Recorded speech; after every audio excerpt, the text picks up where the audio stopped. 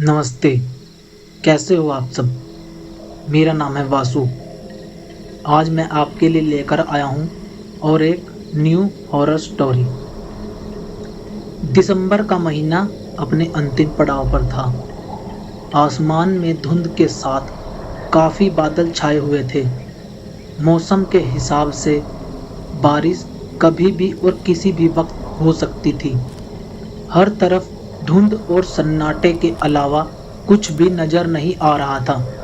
ऐसे में राजीव अपनी मंगेतर वानी के साथ कोहरे और धुंध को चीरता किसी काम के सिलसिले से देहरादून से दिल्ली अपने घर वापस जा रहा था। मौसम बहुत ज़्यादा खराब था, इसलिए वो एक सीमित गति के साथ कार को ड्राइव कर रहा था। कार में पुराने गाने चल रहे थे। रात के तकरीबन 12:30 बज रहे थे। मौसम धीरे धीरे और ख़राब हो रहा था। कार में लगे एसी की गर्माहट से वानी शायद सो चुकी थी। उसे सोता देख राजीव ने गाना बंद कर दिया और चुपचाप खामोशी से गाड़ी चलाने लगा। अभी 5 मिनट का सफ़र तय ही हुआ था कि कार चलाते चलाते राजीव को भी नींद आ गई। उसे कुछ होश नहीं रहा, उसकी कार कहाँ और किधर जा रही है। तभी अचानक से सामने उसकी तरफ एक ट्रक बढ़ता चला आ रहा था। रोशनी की वजह से अचानक वानी की आंख खुल गई और अपनी मौत को इतना करीब देख उसे कुछ समझ नहीं आया कि क्या किया जाए। उसने राजीव को जगाने की बजाय स्टीयरिंग को पूरी ताकत से फटाक से चिल्लाते हुए एक तरफ मोड़ दिया। राजीव! राजीव की भी आंखें ऐन वक्त पर खुल गई। जब तक वो कार को कंट्रोल करता, कार तब तक एक पेड़ से टकरा गई। ट्रक इतनी तेजी से उनके पास से गुजरा कि कार का साइड मिरर तक टूट गया। कार की रफ्तार कम थी, इसलिए उन दोनों में से किसी को खरोंच भी नहीं आई। वो दोनों काफी डर गए।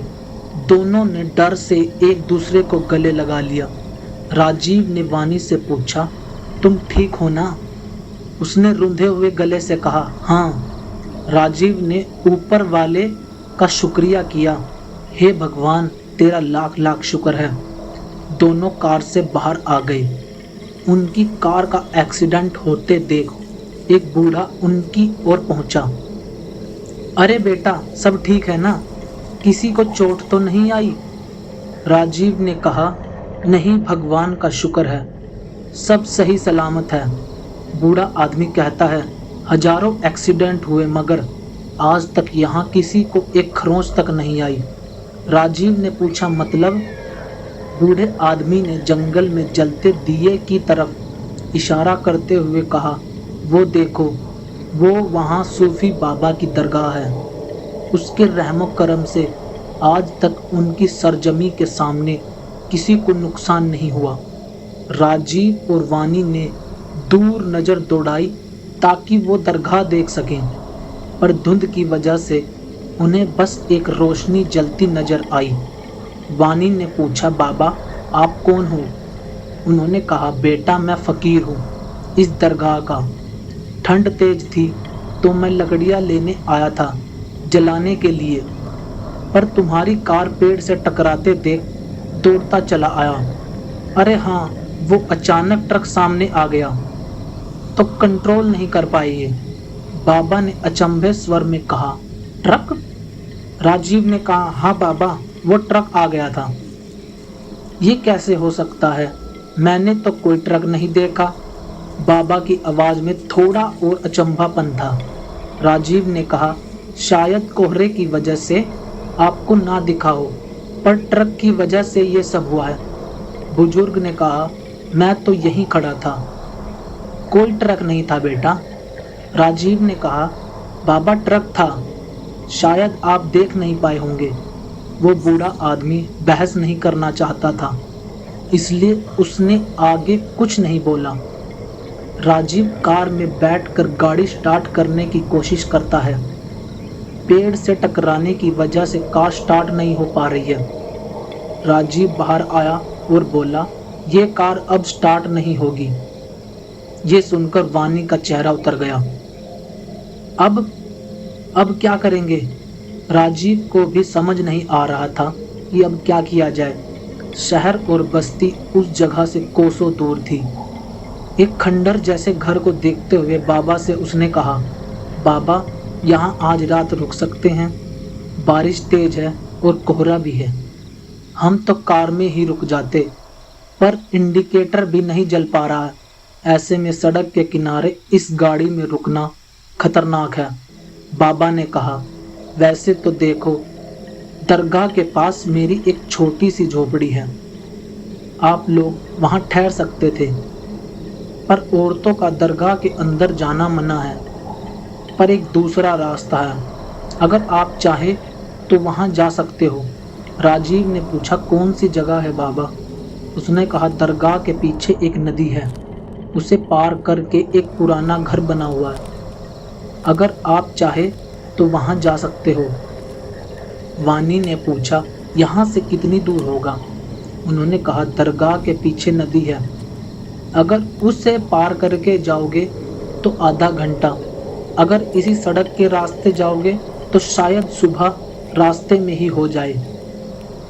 अगर आप जाना चाहते हो तो मैं रास्ता बता सकता हूँ। राजीव ने पहले कुछ सोचा और वानी से इशारे में पूछा। उसके बाद उन दोनों ने अपना फैसला सुनाया। ठीक है बाबा, चलिए, बूढ़े आदमी ने कहा, मन में कोई बुरे ख्यालात मत लाइए। मुझे लूट मार का शौक होता तो इस दरगाह पर मुरीद ना होता। बाबा ने उनके संकोच वाले मन को देखकर ये बात कही थी। अरे नहीं बाबा, ऐसी कोई बात नहीं है। अनजान जगहों से खौफ बना ही रहता है, आप तो ये सब समझते हो। वो दोनों बाबा के पीछे चल दिए। मन में डर जरूर था, पर बाबा की बातों पर विश्वास करके उनके पीछे चल दिए। सड़क से थोड़ी दूर दरगाह के पास वे जंगल में पहुंचे। वहां से गुजरते हुए बाबा ने एक लालटेन ली और अपनी झोपड़ी दिखाई और दरगाह के पीछे नदी की ओर चल दिए। एक पतले से रास्ते से तीनों गुजरते हुए जा रहे थे। अंधेरा और कोहरा काफी ज्यादा गहरा था। सामने कुछ देख पाना बड़ा मुश्किल हो रहा था। जैसे तैसे वो नदी के तट पर पहुंचे और बाबा ने कहा, इस नाव पर बैठकर पार कर जाना। आगे एक रास्ता दिखेगा। रास्ते पर थोड़ी दूर जाने पर एक बोर्ड दिखेगा, तुम्हारी मंजिल मिल जाएगी। बाबा ने पूरा रास्ता एक बार में बता दिया। वानी ने पूछा, वहाँ कोई और भी होगा? हाँ, वहाँ एक दो मुसाफिर और एक नौकर हमेशा रहता है। राजीव ने अपनी जैकेट की चैन बंद की और कहा, ठीक है बाबा, शुक्रिया। अब तुम लोग जाओ, मुझे भी वापस जाना है।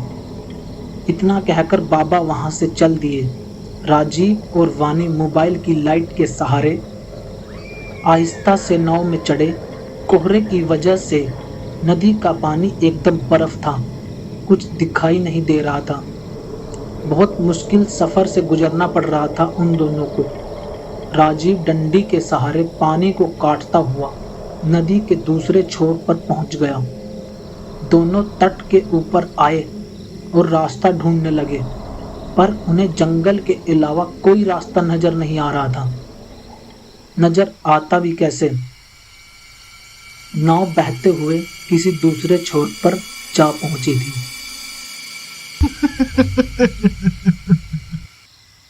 उन्हें तो ये भी नहीं पता था उनके साथ आगे क्या होने वाला है।